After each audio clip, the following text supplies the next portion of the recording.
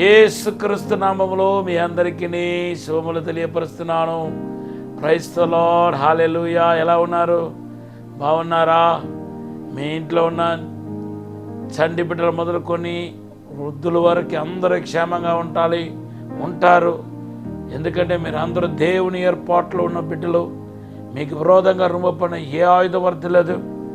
ఈరోజు ప్రత్యేకంగా దేవుడు బిజినెస్ చేసేవారు, ప్రైవేట్ సెక్టర్లో పనిచేసేవారు, కూలి పని చేసుకుంటున్నవారు, చిన్న చిన్న ఉద్యోగాలు చేసుకుంటున్నవారు అందరినీ ప్రత్యేకంగా జ్ఞాపకం చేసుకుంటున్నాడు.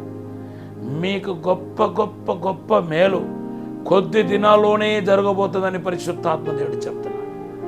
జకర్యా గ్రంథం 9వ అధ్యాయం 12వ వచనం వాగ్దానం చేస్తున్నాడు. దేవుని బిడ్డలారా, కొద్ది దినాలుగా మనం ఆదికాండం 3వ అధ్యాయం 24వ వచనాన్ని గురించి ధ్యానం చేసుకుంటూ వస్తున్నాం. ఆదాము మరి దేవుని చేత పంపబడిన ఒక చేదైన అనుభవాన్ని గురించి మనం ఈ వాక్యంలో చూస్తున్నాం. నేను మిమ్మల్ని ఒక ప్రశ్న అడుగుతాను, త్వరగా చెప్పండి. ఆదాముకి ఇష్టం వచ్చే అడుగగా ఆదామును పంపివేశాడని మీరు అనుకుంటున్నారా?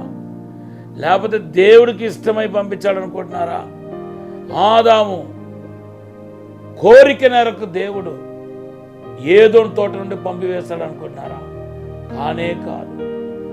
ఆదాముకి ఏమాత్రం ఇష్టపడని అయిష్టమైన దుఃఖపెట్టే కార్యం అక్కడ జరిగినట్టుగా మనం గ్రహించగలుగుతాం. ఈరోజు పరిశుద్ధాత్మ దేవుడు మీ అందరితో మాట్లాడుతున్నాడు. నీకు అయిష్టమైన కార్యాలు ఎన్నో జరిగిపోతూ ఉన్నాయి. ఎక్కడ పడితే అక్కడ నష్టాలు కలుగుతూ ఉన్నాయి. ఎక్కడ పడితే అక్కడ ఇబ్బందులు, శోధనలు కలుగుతూ ఉన్నాయి. మీ ఇంట్లో ఒకరి తర్వాత ఒకరికి దెబ్బ, ఒకరి తర్వాత ఒకరికి రోగాలు, బాధలు, దిగులుతో కాలం గడుపుతూ ఉన్నారు. ఇటువంటి అయిష్టమైన కార్యక్రమానికి కారణం ఏంటంటే ఒకే మాటలో చెప్పవచ్చు.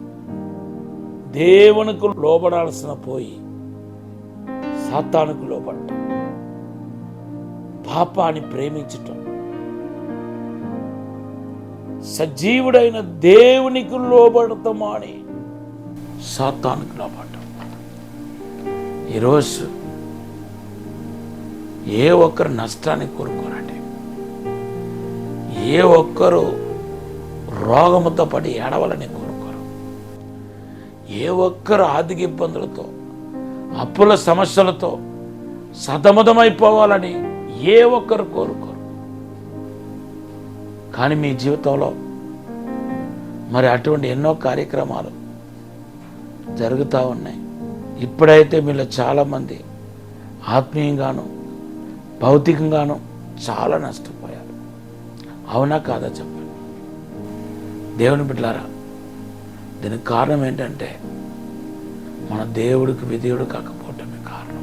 మన దేవునికి విధేయత చూపించకపోవటం ఆ టైంలో, ఆ క్షణంలో జరిగిపోతాయి. కానీ తర్వాత ఫ్యూచర్లో దాని ఒక వెల మాత్రం చాలా పెద్ద వెల చెల్లించాలి. అది మీరైనా నేనైనా ఎవరైనా అది పెద్ద మొత్తంలో వెల చెల్లించాలి. మిరియాము తనకు నచ్చినట్టుగా మాట్లాడేసింది. మోసే గురించి మాట్లాడేసింది. ఆవిడ కూడా ఏమనుకుని మాట్లాడిందండి, నా తమ్ముడే కదా, ఏం పర్వాలేదు, మావాడే కదా అని నోటికి వచ్చినట్టుగా మాట్లాడేసింది. దేవుడు ఆజ్ఞను అధికారమిచ్చింది. తర్వాత బైబిల్ రాయబడి ఉంది, తెల్ల కుష్ఠం వచ్చి బాడీ అంతా చర్మ రోగం వచ్చి చాలా బాధపడ్డట్టుగా సంఖ్యాకాండ 12వ అధ్యాయం 10వ వచనం చూస్తాం. ఈరోజు పరిశుద్ధాత్మ దేవుడు మీతో మాట్లాడుతున్నాడు. ఇటువంటి మిర్యములు ఎంతోమంది ఉన్నారు. దేవుని మాటకు లోబడని సౌలు ఎంత ఘోరంగా నష్టపోయాడో, ఓడిపోయాడో చూడండి. మనుషులకు లోబట్టు కంటే దేవునికి లోబడటం మంచిదని విషయం అతనికి అర్థం కాదు.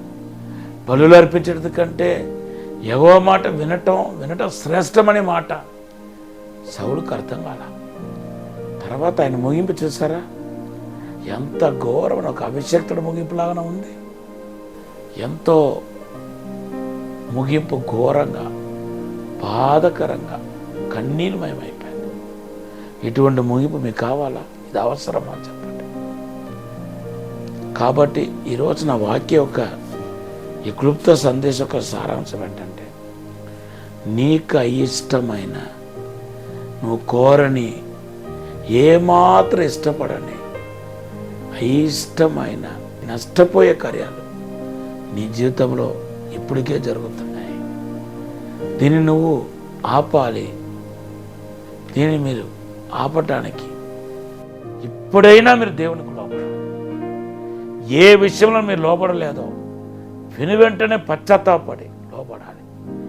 బైబిల్లో విధేయులకు అనుగ్రహించబడిన పరిశుద్ధాత్మ చూడండి, అపోస్తల కార్యం 5వ అధ్యాయంలో రాయబడి ఉంది 30వ వచనంలో, విధేయులకు అనుగ్రహించబడిన పరిశుద్ధాత్మ.